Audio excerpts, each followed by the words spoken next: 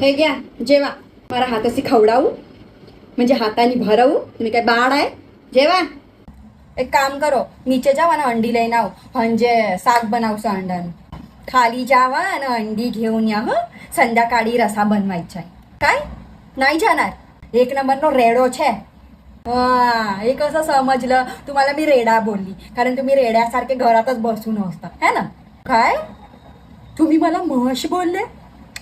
तुम्हाला म्हश बोलले? मग म्हसू आता काही सॉरी वगैरे बोलू नका. ते पण તમને ખબર છે આ રેડા आणि म्हस ना એમનું ગાઈને આવ્યું છે. मला ते रेडा आणि जे म्हस असतं ना त्यांच्यावर गाणं आलंय.